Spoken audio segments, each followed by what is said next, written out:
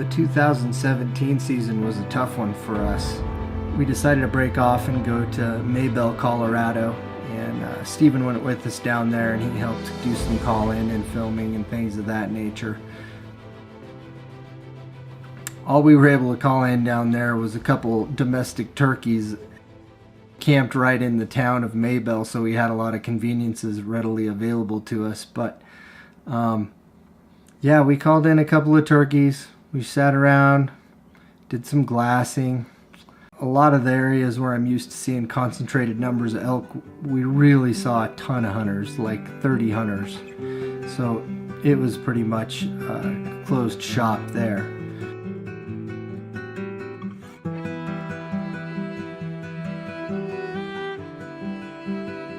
But we did get some cool footage of nasty old rattlesnake. Probably should have chopped his head off, but I think they're pretty awesome animals. So he slithered away, but he didn't make a lot of noise. He didn't rattle much. So probably should have iced him, but I don't know. He lived to see another day and probably sneak up and bite somebody.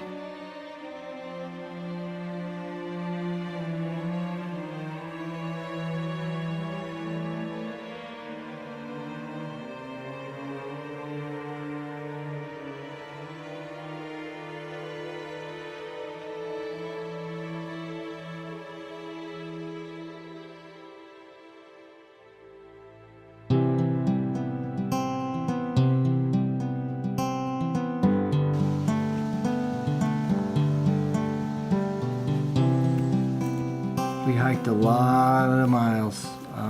Called in a few elk that we got on film and a few elk that we got off film, but just weren't quite able to close the deal. Part of that, we've got some pretty hard-nosed ethics. We don't take 40-yard shots. We shoot 25 yards or less. We like close quarters combat with elk, and some of that just wasn't happening for us this year.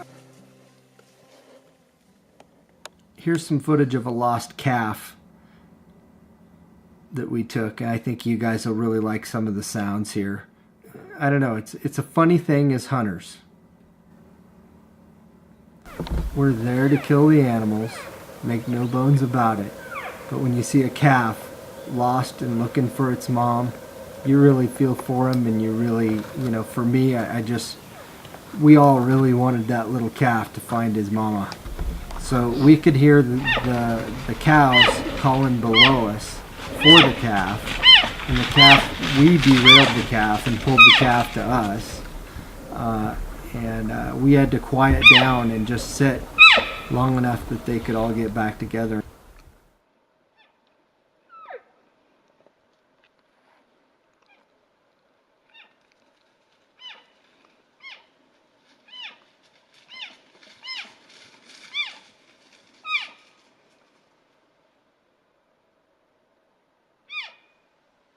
We moved on a little ways and started calling again, and sure enough, we call in a cow and a calf.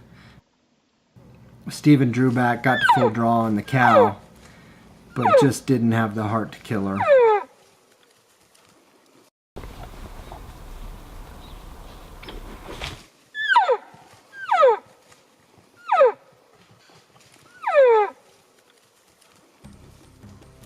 And then things got serious. We worked a few hundred yards deeper into the elk woods, into a spot that I really consider the heart of the area that we hunt. And right away we had a bull on our lap.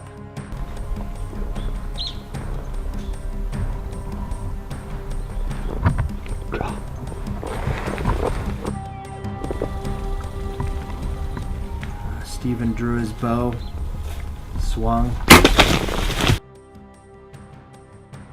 and missed.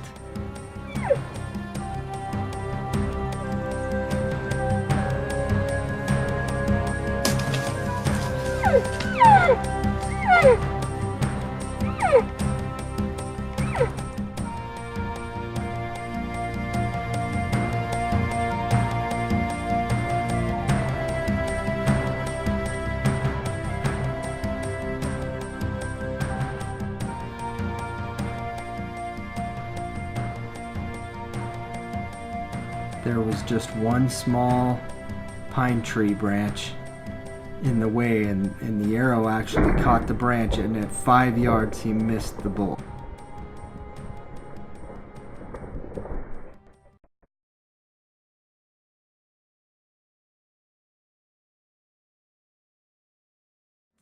Actually called this bull in for a second shot. When Steven missed, the bull went behind an old dead pine tree and just hung up on us. So I turned and ran and cow called, and then I threw in a fighting cow call, and sure enough, he just came right out.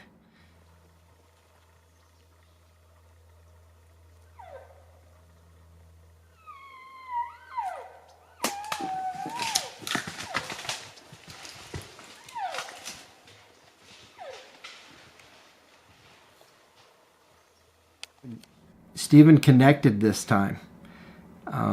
He was able to bring this bull in, drew his bow back, shot the bull right where it counts, and the arrow penetrated an inch. We had switched, and I won't say the brand name, but he agreed to test out another big name broadhead that is an expandable broadhead, and I have not used an expandable broadhead in over 15 years.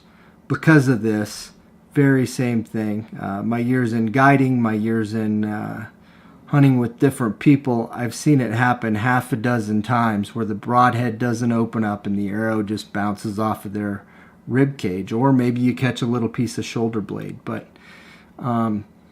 either way, this bull wasn't hurt. We never found a speck of blood from this bull. We recovered the arrow, and there wasn't blood even on the arrow shaft. So for you guys out there hunting elk, and I know there's some controversy about this, I believe it's, Montana, or I think Idaho, that you have to use a cut-on contact broadhead.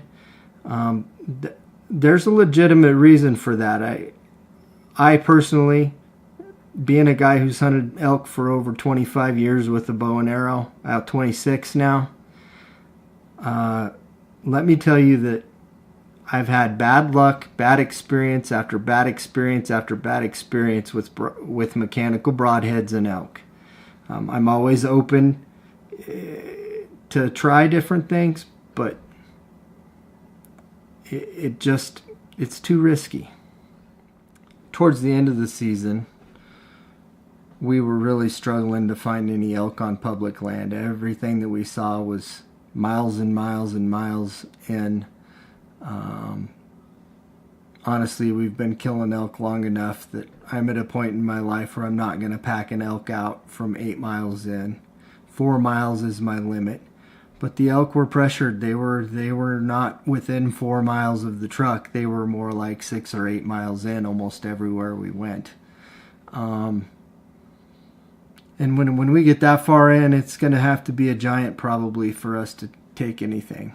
But towards the end of the season, good friends of ours, Kathy and Willie White, Craig Wild Bunch Outfitters, they opened up their property to us, let us hunt there for a couple of days. And we wanted to give them a thank you.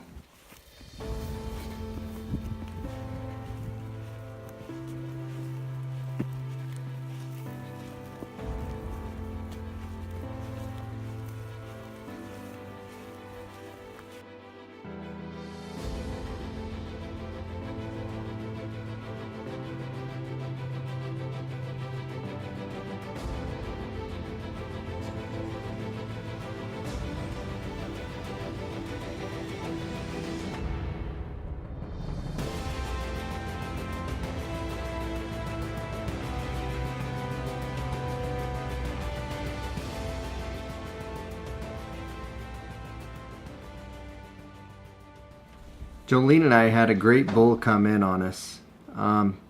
Things didn't quite work out as we expected it to. We set up in a small area, and I called down into a pocket of timber, and we had a clearing behind us, and elk hardly ever come into a clearing, so I wasn't too worried about it. But we focused on looking down and calling down, and we had a bull come all the way across the clearing and come into 20 yards There was one aspen tree in the way, or I could have gotten a shot at 20.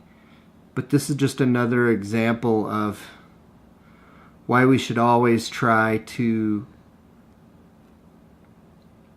check our rear view mirror when we're hunting. Sometimes they'll come in like a freight train. You can hear them breaking branches and coming in. And sometimes they can tiptoe in on you. This bull got the jump on us. And by the time he moved out of position from the little aspen tree that we saw, he was about 40 yards out. And he didn't give a good shot till he was maybe 55 yards out. And that's just not a yardage that any of us are comfortable taking. It's not about whether or not we can make that shot. We have high-end bows. They drive tacks at 60 yards. We can pop balloons all day long at 60 yards. But it's what the arrow does, what the animal does after the arrow leaves the rest. The bottom line is, you can't control what the animal's going to do when it hears your bow crack off, and it has a split second to move. The slightest movement can throw that arrow out of the kill zone. A bigger, more exaggerated movement can clear that elk completely out of the shot window. Worse yet, it could shoot him in the butt, it could shoot him in the neck, it could shoot him in the leg. To me, we have so much respect for the elk. Even though we need the meat and we are more subsistence hunters than sport hunters, that's not a risk that we're willing to take because we value the life of that animal.